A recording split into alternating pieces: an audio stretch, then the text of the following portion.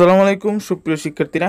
তো আজকে আমরা তোমাদের অষ্টম শ্রেণীর বাংলা বই থেকে যে সাম্যবাদী কবিতাটি রয়েছে সেই সাম্যবাদী বইয়ের এমসিকিউ বা বহু নির্বাচনী প্রশ্নর সাজেশন দেব। তোমরা জানো 2012 সালের কারিকুলাম অনুযায়ী তোমাদের পরীক্ষা হবে এবং সেই পরীক্ষার জন্য এমসিকিউ প্রশ্ন কিন্তু নির্ভরযোগ্য।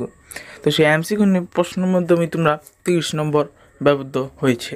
তো 30 নম্বর তোমাদের পেতে হলে এমসিকিউ সম্পর্কে বিস্তারিত জানতে হবে।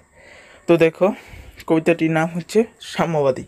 তো আজকে তোমাদের এই সাম্যবাদী কবিতার এমসিকিউ নিয়ে আলোচনা করব। তো যার আগে আমাদের চ্যানেলটিকে সাবস্ক্রাইব করনি, দ্রুত সাবস্ক্রাইব করে রাখো। আমরা চলে যাব এখন উত্তরে। তো দেখো, কাজী নজরুল ইসলাম কত সালে জন্মগ্রহণ করেন? 1899 সালে।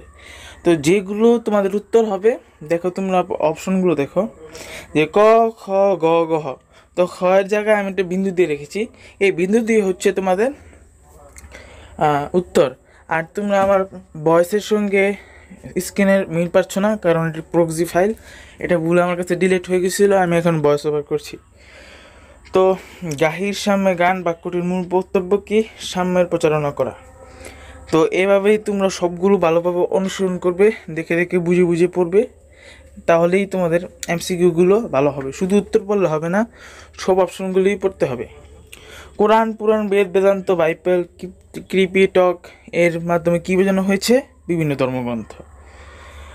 এভাবেই প্রত্যেকটি পয়েন্টগুলো দেখে দেখে এবং প্রশ্নগুলো দেখে দেখে পড়তে হবে, কারণ এমসিকিউ তোমাদের বিদ্যালয় থেকে কি নির্ধারণ করা হতে পারে, কি অপশন দেওয়া হতে পারে, এটা কিন্তু আমার ভিডিওর সঙ্গে নাও মিলতে পারে।